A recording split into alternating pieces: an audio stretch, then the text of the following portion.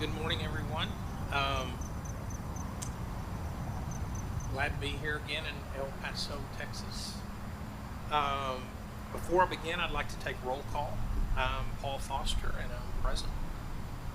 Commissioner Galo, Commissioner McCall, Commissioner Patton, Commissioner Rowling, Commissioner Timmerman.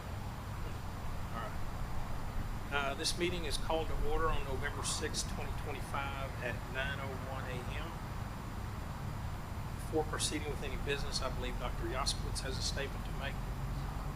Public notice of this meeting containing all items on the proposed agendas has been filed in the Office of the Secretary of State as required by Chapter 551 Government Code, referred to as the Open Meetings Act.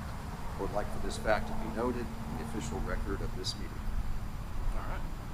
And before we proceed, I'd like to announce that Commission Agenda Item Number 2, implementation of legislation during the 89th Texas Legislative Session, House Bill 3088, relating to the authority of the Parks and Wildlife Department to procure goods and services related to items for resale by the department. Recommended approval of procurement methods. That was a long one. Has been withdrawn from today's agenda. And I'd like to recognize Representative Joe Moody, who's here with us. Joe's a state rep from here in El Paso and does a great job for us, and we're always proud to see him in the house. So welcome, Joe. Up first is the approval of minutes from the commission meeting held August 21st, 2025. Those have been distributed. Do I hear a motion for approval? Yellow, and second? Okay, second by McCall. All in favor? Any opposed? That passes. And next is acknowledgement of the list of donations. That also has been distributed. And I would entertain a motion. All right, rolling. And second. Timmerman. All in favor? Any opposed? And next is consideration of contracts which have been distributed. Entertain a motion. Pat, all right, and a second. Roland, thank you. All in favor? Any opposed? None, so that passes. And next is one of my favorite times. Retirements and service award presentations. And Dr. Yaskowitz will make the presentation. Thank you, Chairman and Commissioners. We have a couple of individuals we're going to recognize today. Not usually the large crowd that we get at headquarters, but we have a couple of special people that are from the region, and it's great that they could be here today so they could be recognized for their service to the department. The first one I'd like to recognize is Floyd Ray Spears. Began his career with Texas Parks and Wildlife Department on July 1st, 2000 as a cadet at the 47th Texas Game Warden Academy in Austin. Given the nickname Tackleberry, which Ray, I want you to talk to me about that later on, how you got that nickname. His first duty station was Brewster County after graduating from the academy on January 17, 2001, where he served as Texas Game Warden until June of 2008. 2 years into that role, while patrolling a vacant area in Presidio County and thinking he was encountering an illegal hunter or trespasser, he was involved in a car chase and tire shootout that ended with the discovery of slightly over a ton of marijuana. In March 2003, Warden Spears responded to a possible helicopter crash near Cathedral Mountain Ranch. He quickly acted to help the helicopter's occupants reach safety. Years later, Warden Spears realized that the occupant was Jeff Bezos. You never know who you might meet during your duties as a Texas Game Warden, especially out in West Texas. Warden Spears was then transferred to the El Paso Hutsville County Duty Station, serving there until he was promoted to Captain Game Warden of the El Paso Law Enforcement District on December 7, 2012, where he still serves in this district as supervisor in El Paso. Ray, with your 25 years of service, congratulations.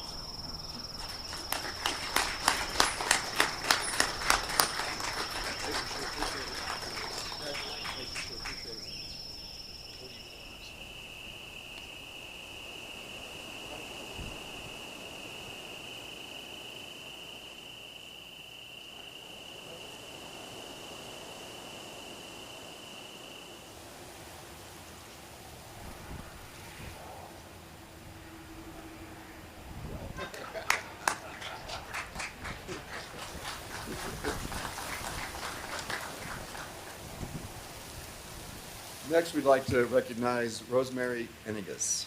Began her career with the Texas Parks and Wildlife Department at Indian Lodge Restaurant in 2005, where she became head cook. She created many recipes for holiday menus, especially for Thanksgiving, which many families enjoyed. Not only did she cook many meals for guests, but she assisted with the ordering, organizing, and training new staff. In 2009, she transferred to Balmoral State Park as a maintenance specialist to be closer to home, as her son and daughter were very active in many school activities. Rosemary gained many skills and knowledge in the maintenance field, such as repairing water leaks, operating water systems, operating and maintaining sprinkler systems, maintaining facilities, utility plant operations, and safety officer duties, along with all the other duties as maintenance requires. Her cooking skills, however, have always been on full display during the monthly staff meeting potlucks, where she frequently treats the staff to her famous chocolate cake.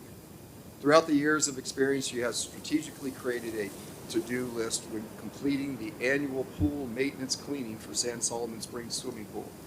Her thought process in completing this list has enabled our team to work together and complete the long process in a timely manner. Rosemary is a key player in the maintenance team and is a very valuable asset to our park operators at Balmoral State Park. With 20 years of service, Rosemary Enigas.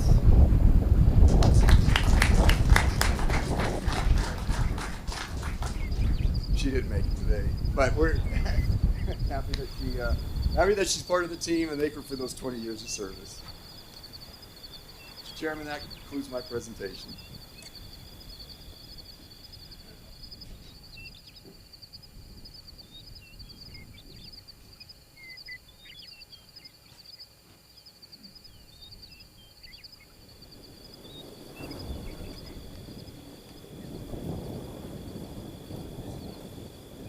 At this time, I'd like to inform the audience that you're all welcome to stay for as long as you want for the remainder of the meeting. However, if anyone wishes to leave, now would be an appropriate time to make your exit.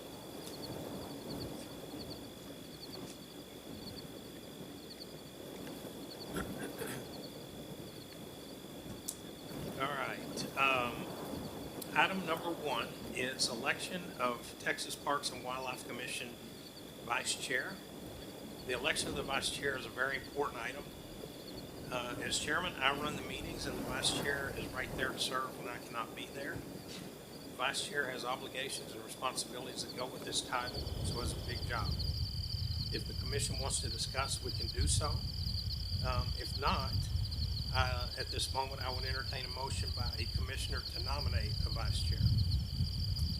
Commissioner Galo, I nominate Commissioner Oliver Bell. All right, is there any discussion or dissension? All right, we have a motion and a second. All in favor? Aye. Any opposed? None? So that passes. Oliver was not able to join us today, but I told him that wasn't going to get him out of this responsibility. So, all right, thank you. Action item number 2, implementation of legislation during the 89th Texas Legislative Session, House Bill 3088. That is the item that was overrunning, so we have to read the rest of that. Action item number 3, land acquisition, Kenny and Edwards counties, approximately 54,000 acres. And Mr. Ezekiel Sanchez is going to read this.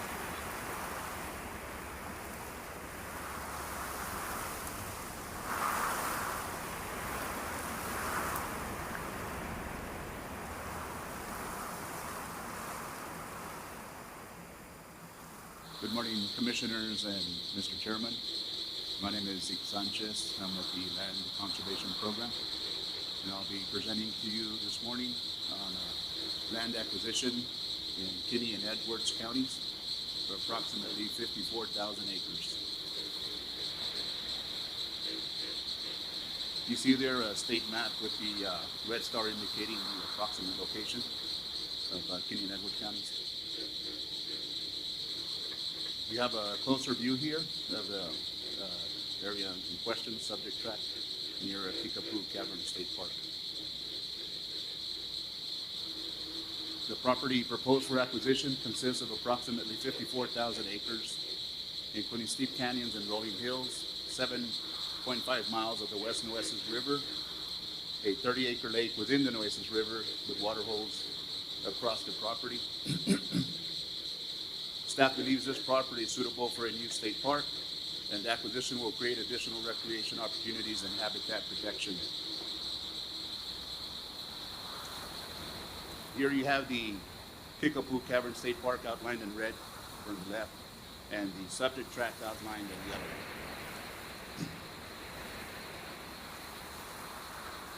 Our latest review of the public comments revealed 1,092 responses, of which 94% or 1,030 agree, and 6% or 62 disagree.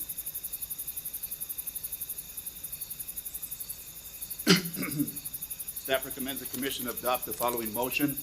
The Texas Parks and Wildlife Commission authorizes the Executive Director to take all necessary steps to acquire from a willing seller approximately 54,000 acres in Kinney and Edwards counties for a new state park.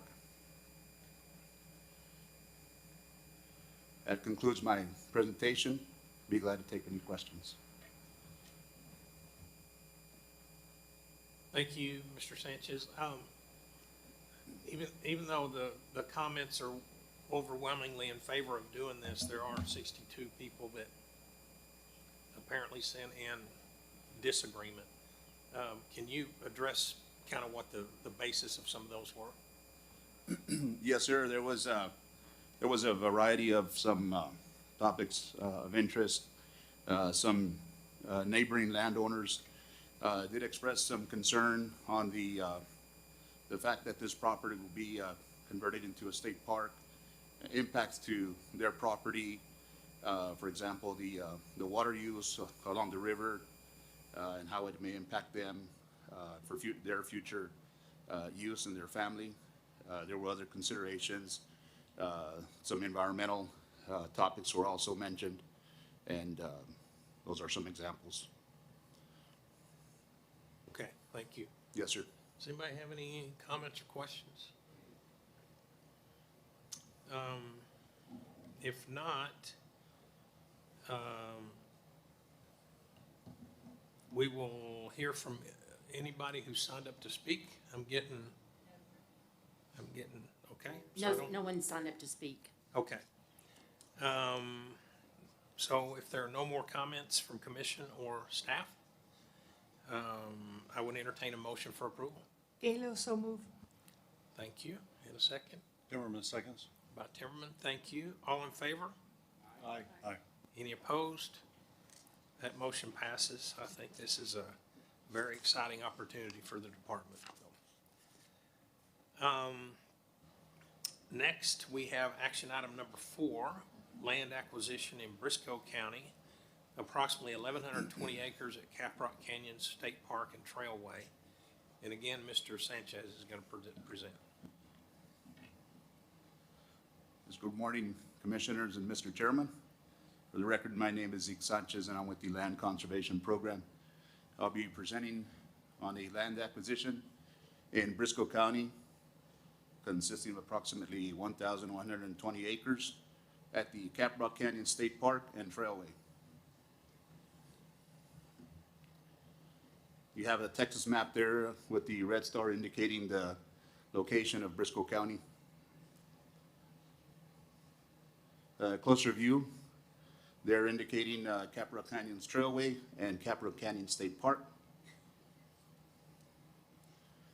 Caprock Canyon State Park and Trailway consists of approximately 15,300 acres in Briscoe County, making it the 3rd largest state park in Texas. Staff seeks approval to acquire a 1,120 acre parcel to add to Caprock Canyon State Park. The subject property includes 4.1 miles of Holmes Creek and Dry Creek. The land would increase the habitat for the state bison herd, as well as expand recreational opportunities at the state park.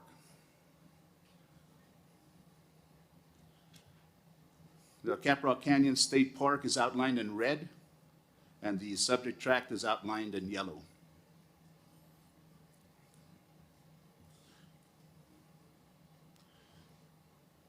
our latest review on the public comments were 226 responses, of which 94% or 211 agree, and 6% or 15 disagree. Staff recommends the commission adopt the following motion. The Texas Parks and Wildlife Commission authorizes the executive director to take all necessary steps to acquire from a willing seller approximately 1,120 acres at Caprock Canyon State Park and Trailway. That concludes my presentation. I'd be glad to take any questions.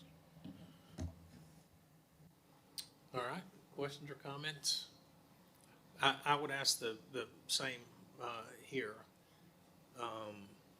Ironically, it's exactly 6% again. The 15 people that disagreed, was there a theme to those, or what was the basis of the disagreement? Yes, sir. There were some, I guess, opinions on the use, of the park and maybe other uses. And that's the ones that I recall. So they were concerned about how the park was going to be used, or is Yes, give me 1 second, sir. okay? Justin, do you have anything to add on? Hey, good morning. Justin Rhodes with our State Parks Division.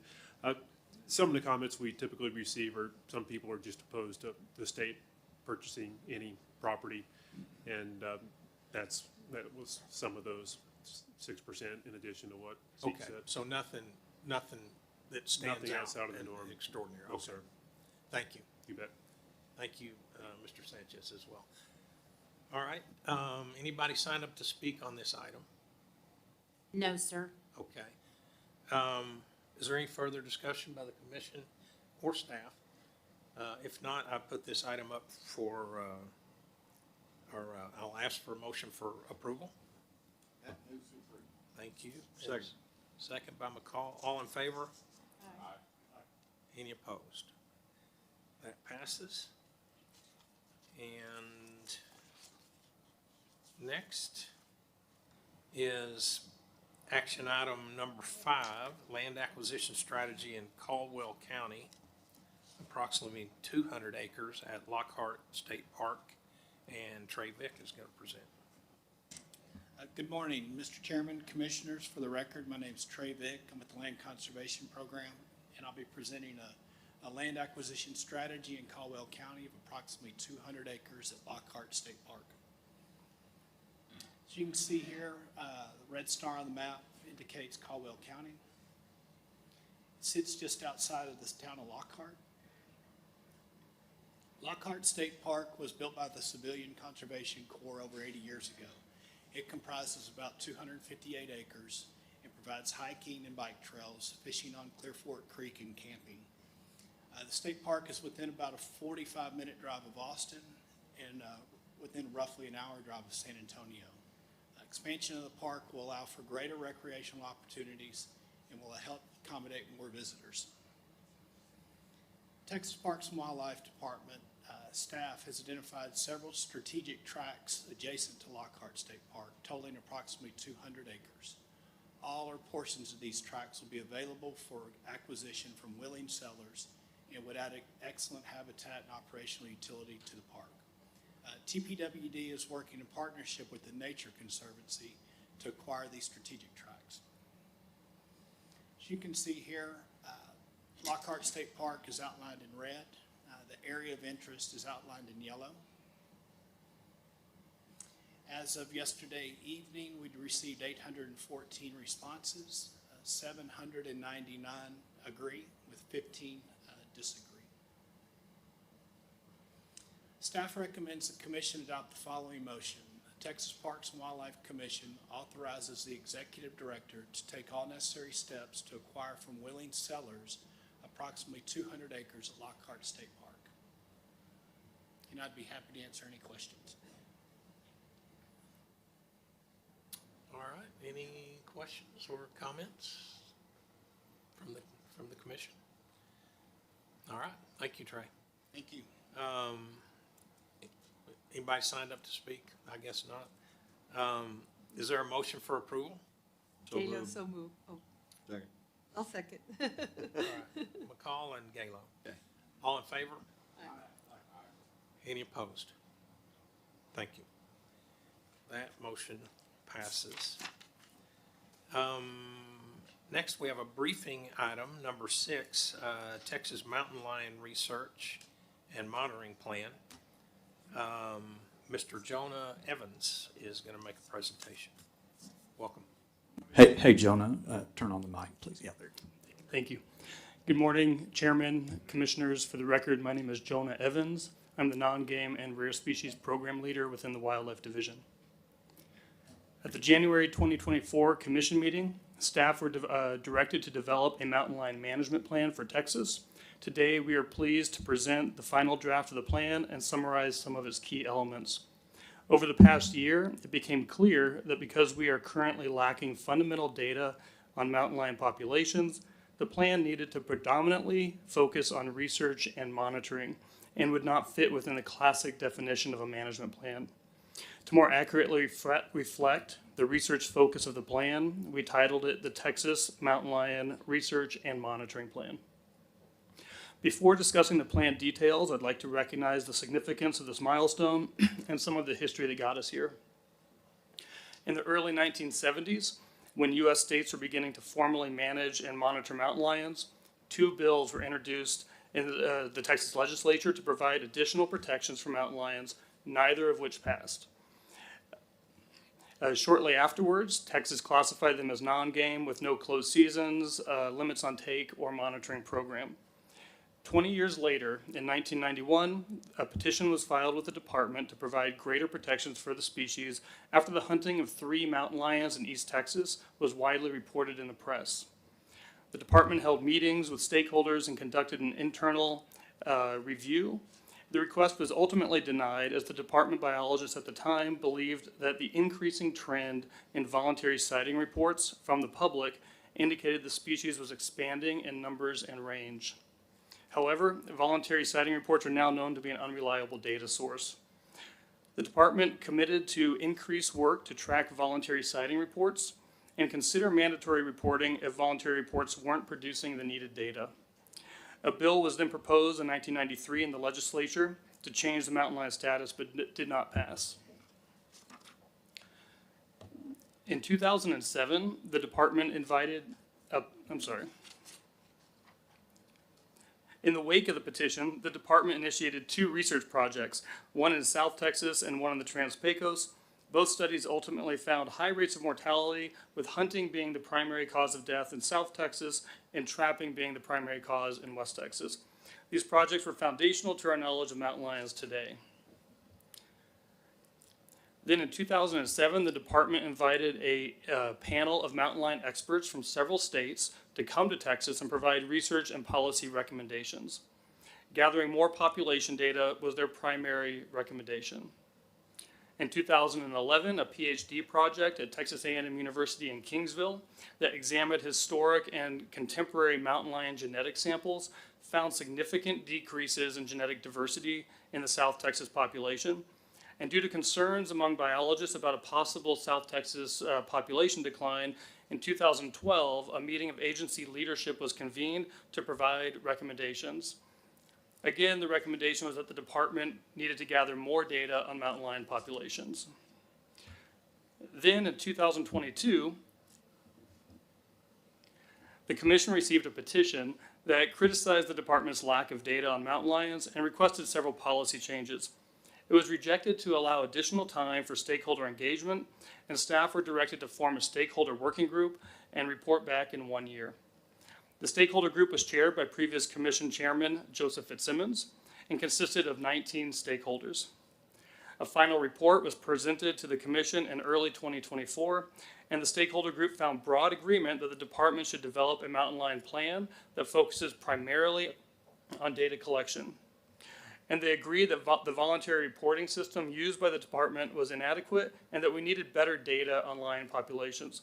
The group was split, however, on whether to recommend mandatory harvest reporting. After reviewing input from the stakeholder group, on May 23rd, 2024, the commission passed a prohibition on canned hunting and a 36-hour trap check standard. At the same meeting, I provided a briefing on the development of a mountain lion plan, strategies for improving voluntary harvest data, and the development of a harvest reporting module within the Texas Hunt and Fish smartphone application. There was robust discussion at this meeting regarding voluntary versus mandatory reporting, and we committed to spend the next year exploring options that may overcome the limitations of voluntary reporting, which I will discuss further in this presentation. That brings us to the plan we are presenting today. This plan is the culmination of over a year of effort involving significant stakeholder review and input, all of whom I would like to thank for their contributions. This process was shepherded predominantly by our state mammal specialist, Dr. Dana Corellis, who I would also like to recognize as the primary author of the plan. And the plan contains the following key elements: a background section with detailed information on species biology and review of past mountain lion research in Texas, a discussion of data gaps and funding needs, a timeline for evaluating progress. It covers a 10-year time frame and recommends a progress update to the commission after a 5-year period. And the plan contains 5 overarching goals, each of which has detailed objectives, strategies, and actions. In the following slides, I will highlight a few of the key elements in each of these goals. Goal A is to determine the status of mountain lion populations and initiate an ongoing monitoring program. I'm highlighting the second objective here, which is the most relevant to our discussion today. We consulted outside experts and reviewed many possible methods of developing a program that is unique to the needs of Texas. The recommended method is called an integrated population model, and this is a flexible model that generates population size estimates over time, as in the chart below from Nevada. It incorporates data on rates of births, deaths, and movements in and out of the population. The ability of this model to work correctly, however, is contingent upon obtaining accurate death rates, which I will come back to later as well. The next goal of this plan is to develop a data management and stakeholder engagement framework for Texas mountain lions. And I'm highlighting the first 2 of the 5 objectives here. The first objective is to define data analysis units within each population. And this process would rely on constituent feedback and factor in land use types and local perspectives. And the second objective is to determine population objectives for each data analysis unit. And the plan here is to identify the minimum viable population size to determine, a minimum viable population size for an analysis unit, as well as the level of cultural tolerance to determine a preferred population size range. This process would be guided by data from regional research projects and local stakeholder engagement. Goal C is about encouraging voluntary steps to maintain mountain lion populations in each analysis unit within the ranges discussed on the previous slide. While actions in this goal will not be possible until monitoring program is established and analysis units are defined, the goal provides guidance on steps the department can take to influence lion populations. The objectives here state that in analysis units where populations fall outside the established thresholds, the department will encourage voluntary actions to adjust population levels until they return to the desired range. And that could be either ways to increase the population or ways to decrease the population. Goal D outlines steps that we will take to mitigate lion conflict. It contains actions geared toward maintaining low levels of livestock depredation, public outreach and education, and developing sustainable hunting opportunities for mountain lions. And finally, Goal E is to identify and prioritize additional knowledge gaps. Over time, new research needs will arise, and the goal here is to ensure we are adaptable and able to adjust priorities as needed. There are 3 additional plan elements that warrant further discussion: scientific permits, harvest data, and the Hunt and Fish app. Wrong way. Texas Administrative Code requires entities to obtain a scientific permit when handling native wildlife for research and to provide certain data in a report to the department. However, in 1997, a provision was added that specifically excludes mountain lions from the permit requirement. The result is that mountain lions are the only native species that can be handled for research in Texas but does not require a scientific research permit. Some partners voluntarily opt to obtain a permit and share data with the department. But this is not always the case, and data obtained from these projects, while quite limited in scope, could prove valuable to the department. The plan recommends consideration be given to closing this loophole and to facilitate more collaboration with the department and the mountain lion research community, and to help prevent costly duplication. Next, I'll discuss the role of harvest data in mountain lion monitoring. The plan lays out strategies the department can take to monitor populations over time. However, it also outlines the limitations of what is possible within our current regulatory and budgetary constraints. Effective population monitoring requires combining data on births, deaths, and movements. Birth rates and movements in and out of a population tend to be relatively stable, varying with environmental conditions such as drought and food availability, but generally within a predictable range. For the integrated population model, we can initially use values from previous studies and then periodically update them as future studies are conducted.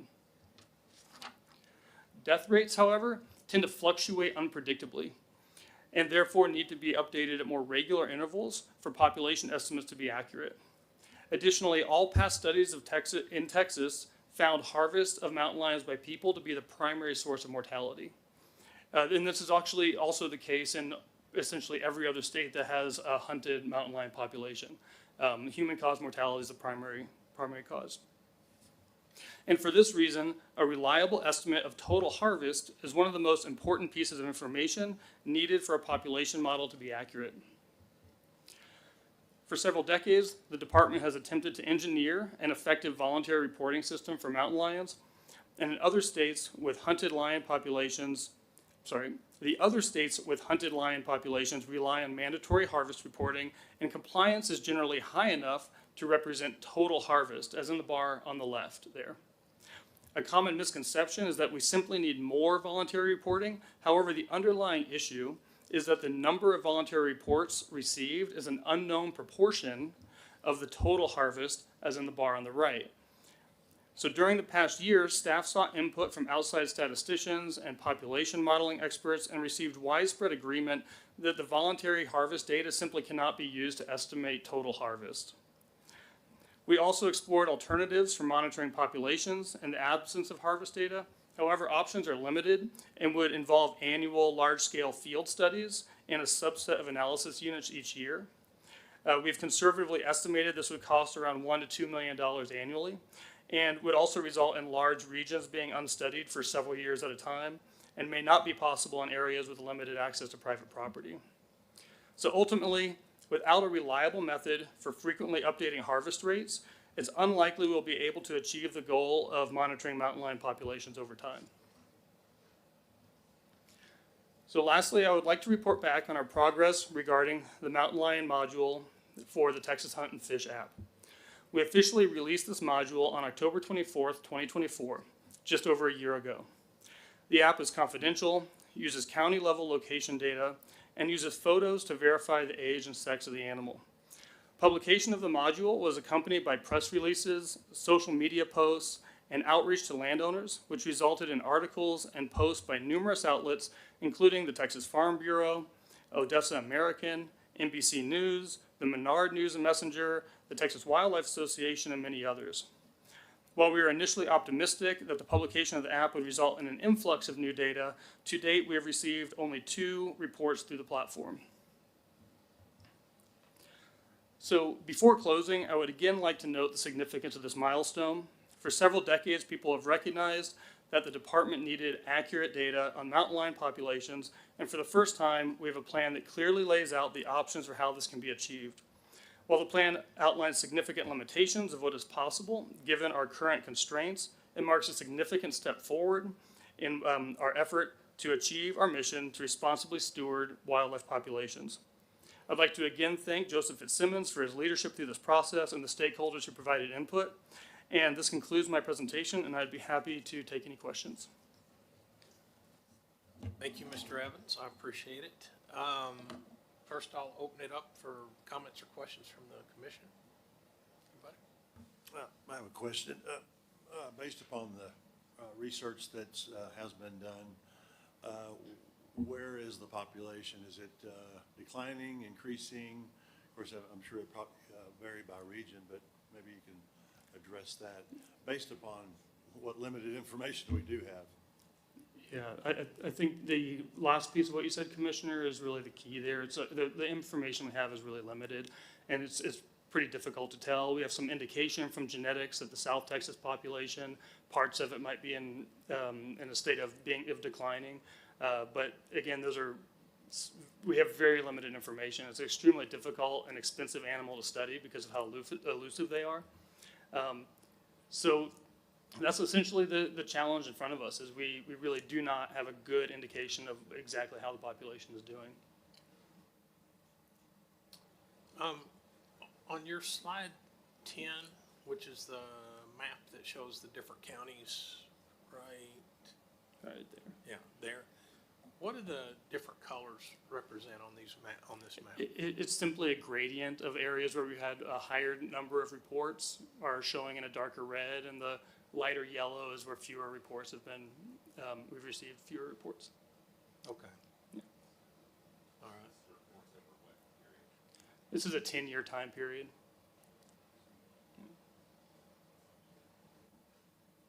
All right. As Jonah mentioned, former Chairman Joe Fitzsimmons is here with us today, and we're proud to have him here. And he's been very involved with this process from way back. He was on the task force that helped put all this together. And I'd like to ask Mr. Fitzsimmons if he would like to make any comment today. Thank you.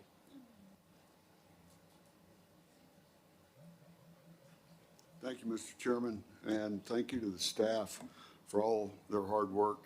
2.5 years on this round. I was at that 1992 meeting in Del Rio, and so I think that's why Chairman Applin asked me to do this, because I'm one of the former chairmen that kicked this can down the road back in the early 2000s. And I think Jonah's presentation makes it clear that without the data to support management decisions, those management decisions will be called into question. And the one thing everybody in this very diverse group of 19 people agreed on is we just don't have the data. And I visited a lot with other states, reviewed all the my old friends at the Western Association of Fish and Wildlife Agencies, looked at those plans, and they just got better data. And I think the time's there. I'm encouraged by the participation of a lot of landowners. In the South Texas study, we've put together a group of 300,000 acres of 4 different landowners, and we're collecting that data from collared animals, getting the DNA, which is really important for the genetic study. So I really feel like the time is right to gather what we need in order to support future management decisions. Any questions? Comments? So you've eloquently stated it, but what I think to boil it down, is it your opinion that we should have mandatory reporting?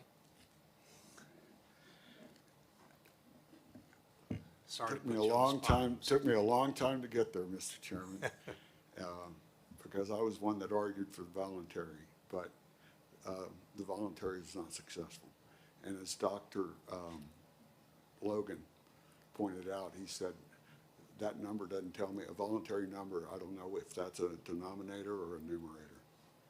And so, again, I don't want to repeat myself, but yes, I do support it, especially in light of the bill that was passed in the last session, making all harvest reporting confidential. So, the idea would be that you just call in and get a unique ID number, and you're legal. And all they know is the county, not the person who harvested the animal, nor the property. So I think that's adequate protection for people's privacy. And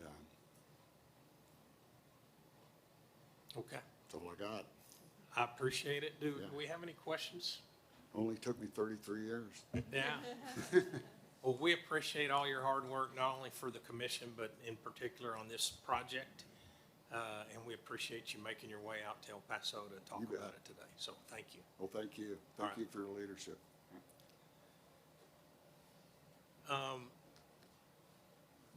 What I'd like to do, it's apparent to me that, that we're not getting the data that we need to get. And I think making it voluntary was kind of a first step in kind of trying to get that data. And what Mr. Evans and Mr. Fitzsimmons both have talked about is the fact that voluntary really isn't getting us there. I'd like to ask the staff to work on a plan to roll out mandatory reporting, maybe come back to us in our March meeting. The other thing is the scientific permits. I think, I don't know what the reasoning was when they excluded mountain lions from needing scientific permits, but I don't see I can't quite get there. And so I'm certainly open to hearing discussion about it and listening to arguments on both sides. But if I could ask the staff to work on a plan to present to us at our March meeting, to bring both of these forward, both mandatory reporting and scientific permits, I think that will get us to a better place. And I appreciate all the work that's gone into this research and monitoring plan. It's obviously a lot of work and a lot of passion behind it from people from all sides, and also on the task force that's been involved. And so that's all very much appreciated. And I hope that when we're sitting here a year or two from now, that we'll have some really good data and be able to talk more from a more informed point of view about what's happening with the mountain lion population throughout the state. Does anybody on the commission have any issue with that? So if not, I'll direct the staff to do that. All right. And that concludes our meeting. Dr. Yoskowitz, this commission has completed its business, and I declare us adjourned at 9:45 a.m. Thank you, Chairman. That may be a record. It may be. Thank you. Thank you all for being here in El Paso. Thank you all for coming to El Paso.